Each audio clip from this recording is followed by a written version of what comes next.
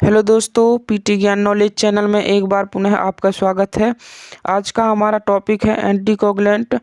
हम एंटीकोगुलेंट के बारे में जानेंगे और किस किस वैक्यूम ट्यूनर में कौन सा एंटीकोगुलेंट होता है उसके बारे में जानेंगे। इससे पहले आप मेरे चैनल को सब्सक्राइब कर दीजिए। मैं इसी प्रकार का डीएमएलटी बीएमएलटी कोर्स से जुड़ी वीडियो हर सब्जेक्ट का वीडियो लाता रहता हूं, तो आप मेरे चैनल को सब्सक्राइब कर लीजिए और वीडियो का आनंद लीजिए। तो चलिए शुरू करते हैं। एंटीकोगुलेंट हम देख लेते हैं थोड़ा सा इंट्रोडक्शन। एंटीकोगुलेंट ऐसे केमिकल सब्सटेंस होते हैं जो कि ब्लड की क्लॉटिंग प्रोसेस को रोक देते हैं। यह एंटीकोगुलेंट ब्लड में मिलाने पर प्लाज्मा को सुपरनेटेंट की तरह बाहर निकालते हैं तथा लंबे समय तक ब्लड को प्रिजर्व करके रखते हैं एंड ब्लड को क्लॉट नहीं होने देते। विभिन्न प्रकार के पैथोलॉजिकल इन्वेस्टिगेशन के दौरान विभिन्न प्रकार के एंटीकोगुलेंट की आवश्यकता होती है, जो कि निम्न प्रकार से है। कौन कौन से एंटीकोगुलेंट है? अब ईडीटीए फुल फॉर्म है इसका एथिलीन डायमीन टेट्राएसिटिक एसिड, फिर ट्राइसोडियम साइट्रेट, फिर ऑक्जिलेट, दो ऑक्जिलेट होते हैं, पोटेशियम ऑक्जिलेट और डबल ऑक्जिलेट, फिर है हेपेरिन, फिर है सोडियम फ्लोराइड एंटीकोगुलेंट, फिर है एसीडी सीपीडी, मतलब एसीडी का फुल फॉर्म है एसिड साइट्रेट डेक्सट्रोज और सीपीडी का फुल फॉर्म है साइट्रेट फॉस्फेट डेक्सट्रोज, फिर है CPT-A1 CPD सेगम। फिर अब हम इनके बारे में डिटेल से जान लेते हैं। तो चलिए EDTA के बारे में जान लेते हैं। तो EDTA यह एंटीकोगुलेंट पैथोलॉजी लैब में यूज होने वाला सबसे कॉमन एंटीकोगुलेंट है। मोड ऑफ एक्शन, यह पावरफुल कैल्शियम बाइंडिंग एजेंट है एंड यह कैल्शियम को चिलेट करके रखता है।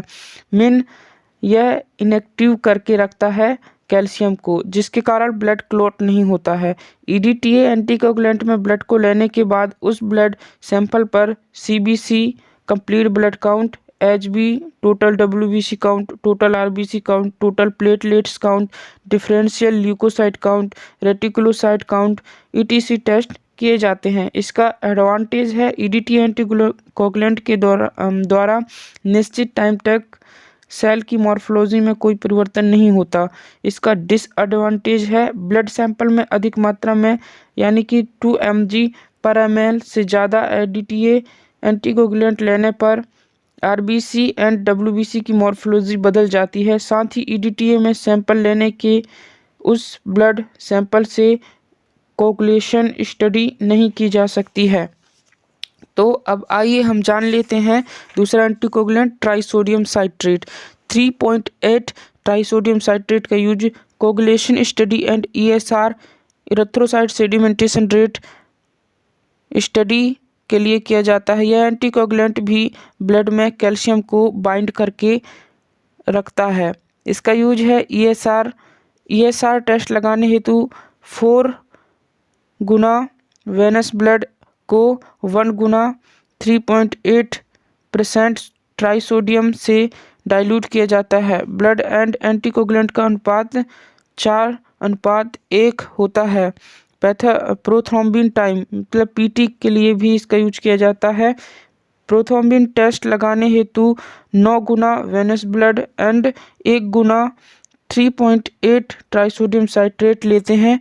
मीन्स ब्लड एंड एंटीकोगुलेंट का अनुपात होता है 9:1। और फिर आगे देख लेते हैं हम ऑक्जिलेट्स एंटीकोगुलेंट। तो पहला है पोटेशियम ऑक्जिलेट्स। यह भी एक प्रकार का एंटीकोगुलेंट है जिसका यूज विभिन्न टाइप के बायोकेमिकल टेस्ट को लगाने के लिए किया जाता है। यह एंटीकोगुलेंट के थ्रू ब्लड का pH परिवर्तित हो जाता है, जिससे सेल की मॉर्फोलॉजी भी बदल जाती है। अतः इस एंटीकोगुलेंट का use peripheral blood smear examination के लिए नहीं किया जाता।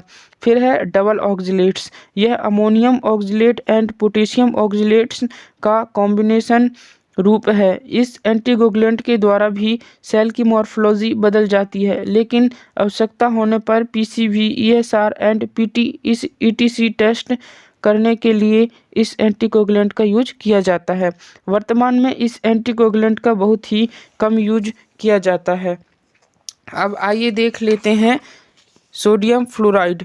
इस एंटीकोगुलेंट का यूज ब्लड शुगर एस्टिमेशन के लिए किया जाता है, क्योंकि यह एंटीकोगुलेंट ब्लड सैंपल में चल रही ग्लाइकोलाइसिस साइकिल को रोक देती है, जिससे सैंपल निकालने के काफ़ी देर बाद तक ब्लड शुगर लेवल स्टेबल रहता है।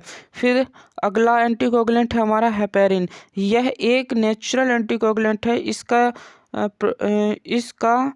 प्रोडक्शन WBC की बेसोफिल सेल के द्वारा होता है। यह एंटीकोगुलेंट ह्यूमन बॉडी में सर्कुलेटरी ब्लड को क्लॉट नहीं होने देता। इसका डिसएडवांटेज है, यह एंटीकोगुलेंट बहुत महंगा होता है। सामान्य पैथोलॉजी लैब टेस्ट में इसका यूज नहीं किया जाता है।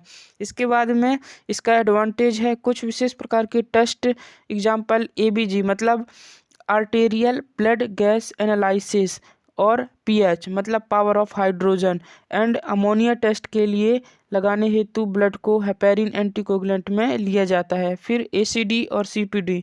ACD का फुल फॉर्म है एसिड साइट्रेट डेक्सट्रोज और CPD साइट्रेट फॉस्फेट डेक्सट्रोज। इस टाइप के एंटीकोगुलेंट का यूज मुख्यतः ब्लड बैंक में ब्लड को स्टोर करने के लिए किया जाता है। इसमें एंटीकोगुलेंट के साथ साथ डेक्सट्रोज नामक शुगर प्रेजेंट होता है, जो कि ब्लड की सेल को न्यूट्रिशन देने का कार्य करता है। अब आइए जान लेते हैं वैक्यूटेनर के बारे में। किस वैक्यूटेनर में कौन सा एंटीकोगुलेंट होता है।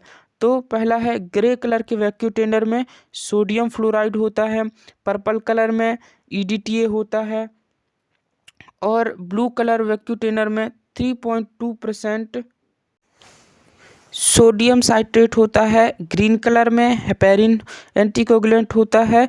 फिर रेड कलर में प्लेन वैक्यूटेनर होता है, यह क्लोट एक्टिविटी करता है।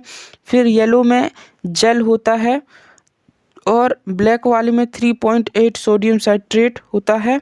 इस प्रकार से हमारा एंटीकोगुलेंट चैप्टर ख़त्म हुआ। अगर यह वीडियो आपको पसंद आया हो तो प्लीज़ इसको लाइक शेयर ज़रूर करें।